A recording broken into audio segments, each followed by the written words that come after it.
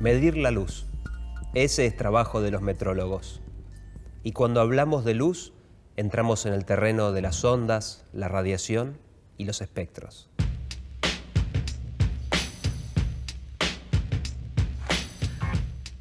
La luz es un tipo de energía que se desplaza por el espacio en forma de ondas de distintas dimensiones. Estas ondas se generan en el cruce de dos campos diferentes, el campo eléctrico y el campo magnético.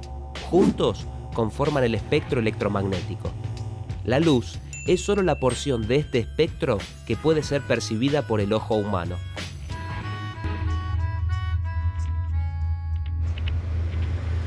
El resto queda en el plano de lo invisible, pero está, e incluso tiene sus efectos.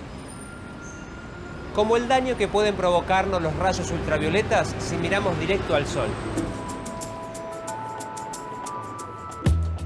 Desde la antigüedad, los hombres han intentado entender qué es eso que llamamos luz. Y los científicos de todas las épocas fueron desarmando su estructura.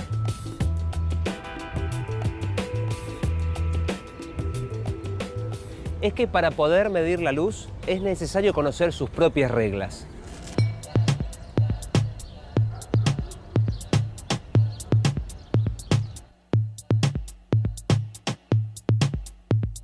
El artista observa los efectos de la luz en su obra sin cuestionarse las propiedades de la intensidad luminosa. Para el científico, en cambio, lo importante es estudiar cada uno de sus atributos. Una de sus propiedades es la que nos permite ver los objetos. Se trata de la reflexión. ¿Cómo funciona?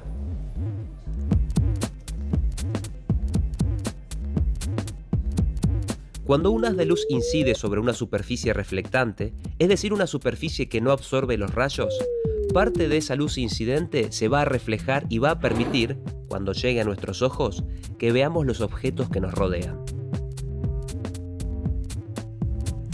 Esa luz incidente, la que llega a la superficie del objeto y luego se refleja, se puede medir. ¿Cómo? A través de un espectrofotómetro. Un instrumento que permite determinar la concentración de luz, por ejemplo, sobre las telas. Pero existen diferentes tipos de reflexión. Cuando el área del objeto que refleja la luz es lisa y brillante, y el ángulo de reflexión es igual al ángulo del haz que incide sobre la superficie, se da el fenómeno conocido como reflexión especular. En cambio, si la luz incide sobre una superficie rugosa, el efecto va a ser diferente. La luz se refleja en distintos ángulos, siempre en línea recta. Es la reflexión difusa.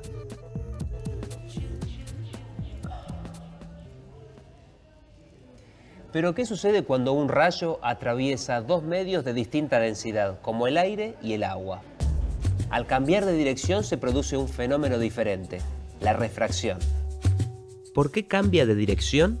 Justamente porque cambia de velocidad. Por ejemplo, cuando pasa del aire al agua.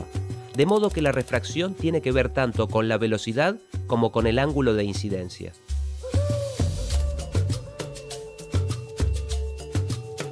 Un ejemplo de este fenómeno se ve cuando se sumerge un pincel en un vaso con agua y el pincel parece quebrado. También se produce refracción cuando la luz atraviesa capas de aire a distintas temperaturas. Los espejismos son producidos por un caso extremo de refracción, denominado reflexión total. Para calcular la refracción, los metrólogos utilizan un instrumento que mide la densidad de los líquidos. Es el refractómetro. Cuanto más denso es el líquido, mayor es el fenómeno de refracción. Reflexión, refracción. La luz se ajusta a sus leyes y tiene sus características. Cuando se presenta en forma de rayos solares, es blanca. Sin embargo, con un artilugio que parece magia, pueden surgir los colores. Pero no es magia, es física pura.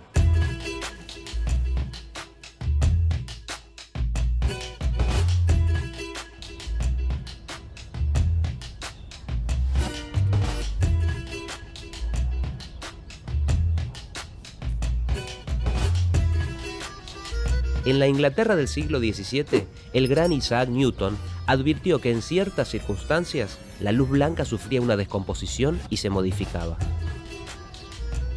Newton era un verdadero artista de la ciencia y para realizar su experimento utilizó un prisma de vidrio. Observó que la luz blanca se descomponía en distintos elementos, los colores, y así fue el primero en hablar de espectro luminoso. Sin saberlo, Newton estaba manipulando el concepto de radiaciones monocromáticas. Sus estudios fueron la base para el desarrollo de los instrumentos conocidos como monocromadores, que sirven para descomponer un haz de luz policromático en sus componentes monocromáticos y obtener el valor de su intensidad. Los metrólogos los utilizan para calibrar los instrumentos de medición y asegurarse que respondan correctamente a cada una de las longitudes de ondas lumínicas. ¿Qué son los colores y cuál es el lugar físico en donde aparecen? ¿Están acá? ¿Están en mis ojos? ¿O son parte del espectro luminoso? Fue recién en 1852 cuando, de la mano del alemán August Bert, se pudo describir en términos matemáticos que el color era el resultado de una de las propiedades de la luz, la absorción. Los objetos, más precisamente los materiales de los que están hechos, absorben en su superficie las longitudes de ondas de luz que viajan por el aire. El misterio del color se desarrolla justo ahí, en las ondas, pero no en las que el cuerpo absorbe, sino justamente en la longitud de onda que el material rechaza o refleja. Este color entonces llega a mi vista porque el resto de las ondas fueron absorbidas por la pintura y el rojo no. Hablamos de las ondas del espectro visible, por supuesto. El resto permanece en otro plano. El ojo humano solo descifra las ondas electromagnéticas que van desde el violeta hasta el rojo. ¿Pero qué colores ves cuando mirás? Para evitar que la definición de los colores estuviera atada a cada subjetividad, en 1931, en la ciudad de Viena, se definió el diagrama de cromaticidad de la CIE, la Comisión Internacional de Iluminación. Ese año los científicos realizaron una tabla para entender el color a través de cálculos matemáticos. De acuerdo con este diagrama, todos los colores están definidos según tres coordenadas cromáticas que denominaron X, Y y Z. El resultado de la suma de las tres siempre es 1. El blanco se obtiene cuando X, Y y Z están en partes iguales, o sea, 0,333. 3 son las cualidades que se utilizan para definir el color. La claridad es la radiación luminosa que recibimos del propio objeto.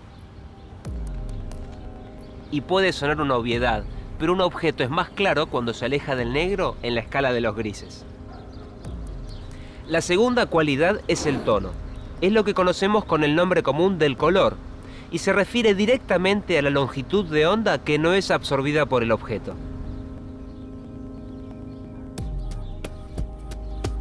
Verde en este caso. Y la saturación es la proporción de blanco que existe en la mezcla. De la saturación depende justamente la pureza espectral del color. Ver para creer. La medición cuantitativa de la luz se realiza mediante instrumentos que emulan las características de percepción del ojo humano, la cantidad, la distancia y la intensidad de la luz.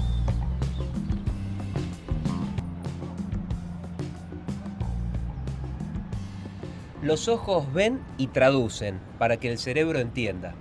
Y después los metrólogos le ponen valores a eso que el ojo ve. Y a lo que no ve también. Miden. Y para medir utilizan unidades de medida. El watt es la unidad radiométrica que mide la potencia total de una fuente de luz. Lo que se ve y lo que no se ve.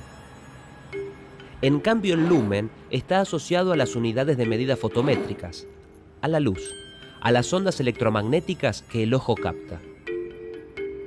Los metrólogos miden además la intensidad radiante de una fuente y también su magnitud fotométrica asociada, que es la intensidad luminosa. La intensidad luminosa es la cantidad de flujo luminoso que emite una fuente por unidad de ángulo sólido, que, a diferencia del ángulo que se dibuja en un plano a través de la intersección de dos rectas, es una figura tridimensional. Su unidad es la candela, que es una de las 7 magnitudes que conforman el Sistema Internacional de Unidades. Para entender cuál es la intensidad de una candela, podemos pensar en una vela y en una lámpara fluorescente compacta, que emite alrededor de 1700 lúmenes. Si su flujo luminoso se emitiera de manera uniforme, tendría una intensidad luminosa en todas direcciones de 135 velas o 135 candelas.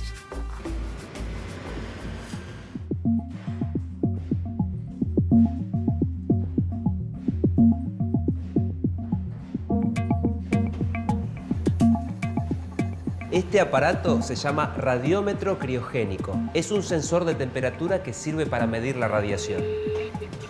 Para averiguar la potencia lumínica de un artefacto, los metrólogos hacen incidir un haz de luz sobre la superficie absorbente del radiómetro. El proceso se realiza en una atmósfera de vacío y a una temperatura de 269 grados Celsius bajo cero, y se emplean nitrógeno y helio líquido. El aumento de la temperatura que provoca la radiación que incide en el sensor interno del radiómetro se compara con el calor generado en un calefactor que tiene en su mecanismo. Y se busca ajustar la potencia eléctrica en el calefactor hasta que el calor que genera iguale el calor que produjo la radiación óptica.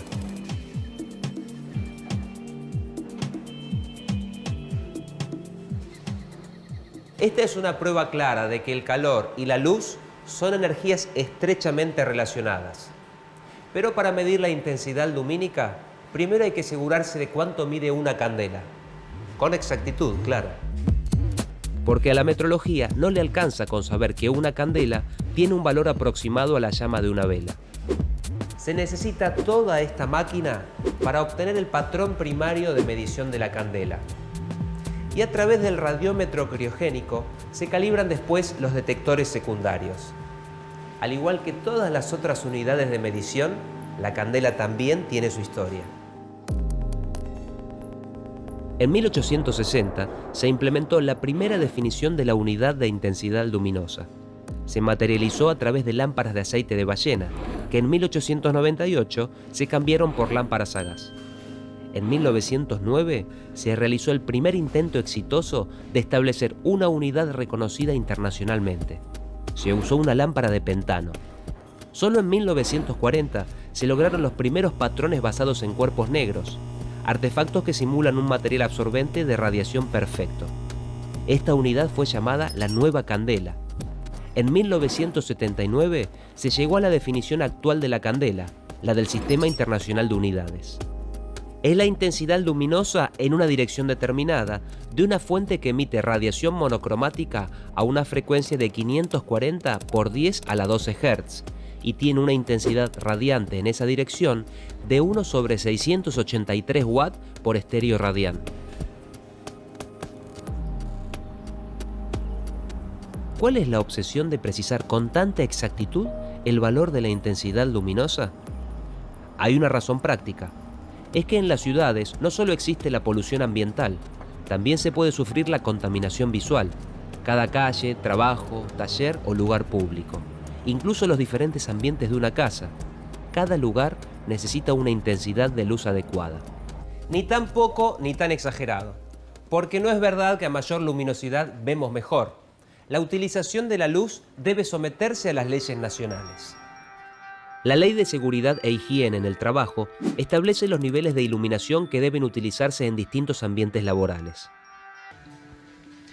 Los metrólogos estudian cómo iluminar un espacio teniendo en cuenta dos premisas: ahorrar energía e iluminar adecuadamente. Pero al mismo tiempo cuidan que se cumpla la regulación vigente. Este aparato se denomina luxómetro y mide la iluminancia que se expresa en lux. Representa el nivel de iluminación que recibe la superficie de un espacio. Si un punto está iluminado por más de una fuente, la iluminancia total será la suma de las iluminancias recibidas. Pero los metrólogos no solo deben analizar ese parámetro luminotécnico, que en parte define la calidad de una instalación de alumbrado. Entre otras cosas, también deben observar la dirección de la luz emitida por la luminaria y el tipo de fuente luminosa empleada. En esto juega un rol fundamental el diseño de las luminarias, que justamente es el dispositivo que sirve para iluminar. Sus características cambian según las necesidades del espacio y, claro, del usuario.